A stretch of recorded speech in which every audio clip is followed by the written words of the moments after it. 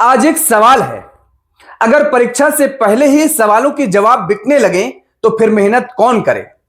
अगर लाखों छात्र राति जाग कर पढ़ें और कुछ लोग पैसे देकर सिस्टम को ही खरीद लें तो फिर देश में टैलेंट जीतेगा या जुगाड़। कल्पना कीजिए, एक बच्चा 2 साल तक दोस्तों से दूर, मोबाइल से दूर, त्योहारों से दूर, सुबह 5 बजे उठकर पढ़ता है, रात 2 बजे तक जागता है। उसके मां बाप कहते हैं, बस बेटा इस बार निकल जाओ, जिंदगी बदल जाएगी।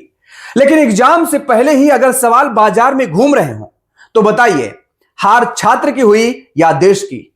नमस्कार, बहुत स्वागत है आपका। मैं हूं आपके साथ योगेश पांडे। दिल्ली, पुणे और अब लखनऊ, नीट पेपर लीक के विरोध में छात्र फिर सड़कों पर उतरे हैं। इस बार लखनऊ के इको गार्डन में प्रदर्शन हुआ है आज, जहां छात्रों के साथ कॉकरोच जनता पार्टी के संस्थापक अभिजीत दीपके भी मौजूद रहे। लेकिन यहां कहानी किसी एक संगठन या एक मंच की नहीं है। कहानी उस बेचैनी की है जो हर उस छात्र के मन में है जिसने महीनों नहीं सालों की मेहनत लगाई है। नीट पेपर लीक के विरोध में ये जो छात्र सड़कों पर हैं, इनके हाथों में पोस्टर हैं। लेकिन असली सवाल पोस्टर पर नहीं, सिस्टम पर लिखा है। क्या भारत में अब परीक्षा देना ही सबसे बड़ा रिस्क बनता जा रहा है? तभी तो आज जो छात्र लखनऊ के इको गार्डन पहुंचे, उनमें सिर्फ गुस्सा नहीं है, डर भी नजर आया। डर इस बात का कि कहीं उनकी मेहनत किसी और की सेटिंग के सामने हार न जाए। देश में पेपर लीक अब कोई नई खबर नहीं लगती। कभी भर्ती परीक्षा, कभी बोर्ड, कभी प्रतियोगी परीक्षा, और हर बार कहानी लगभग एक जैसी। पेपर आउट, जांच होगी, कार्रवाई होगी, दोषियों को छोड़ा नहीं जाएगा। लेकिन अगली परीक्षा आते आते वही सवाल फिर खड़ा हो जाता है, आखिर लीक होता कौन है, पेपर या भरोसा? दरअसल नीट सिर्फ एक परीक्षा नहीं है, यह लाखों परिवारों के सपनों का रास्ता है। कई घरों में मां बाप अपनी बचत लगाते हैं, कोचिंग फीस देते हैं, बच्चे त्योहार छोड़ते हैं, फोन छोड़ते हैं, नींद छोड़ते हैं, और फिर अगर किसी को शॉर्टकट मिल जाए तो नुकसान सिर्फ रैंक का नहीं होता, नुकसान उस भरोसे का होता है कि मेहनत से जीत मिलती है। जब देश में डिजिटल सिस्टम मजबूत होने के दावे होते हैं, जब टेक्नोलॉजी, पारदर्शिता और सुधार की बातें होती हैं, तो फिर बार बार ऐसी घटनाएं क्यों चर्चा में आ जाती हैं? क्या परीक्षा प्रणाली इतनी कमजोर है या जवाबदेही तय करने का तरीका ही कमजोर है?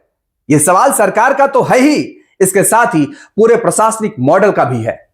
क्योंकि सरकारें बदलती रहती हैं, लेकिन छात्र हर साल परीक्षा देते रहते हैं, और छात्रों का भविष्य चुनावी कैलेंडर से नहीं चलता। लखनऊ में प्रदर्शन कर रहे छात्रों की मांग सिर्फ विरोध नहीं, भरोसे की वापसी है। शांतिपूर्ण प्रदर्शन इस बात का संकेत है कि छात्र सड़क पर हैं, लेकिन व्यवस्था से जवाब चाहते हैं। सवाल सिर्फ इतना नहीं कि दोषी कौन है, सवाल यह कि अगली परीक्षा देने वाला छात्र कैसे भरोसा करे कि उसके साथ ऐसा नहीं होगा। किसी देश की असली परीक्षा उसके एग्जाम सेंटर में नहीं, बल्कि देश चलाने वाले सिस्टम में होती है। क्योंकि अगर मेहनत करने वाला बच्चा हारने लगे और व्यवस्था सिर्फ जांच समितियां बनाती रहे, तो नुकसान सिर्फ छात्रों का नहीं, देश के भविष्य का होता है। क्योंकि कहा जाता है कि बच्चे देश का भविष्य होते हैं, लेकिन भविष्य को बार बार परीक्षा नहीं देनी चाहिए। सिस्टम को भी कभी कभी परीक्षा देनी चाहिए।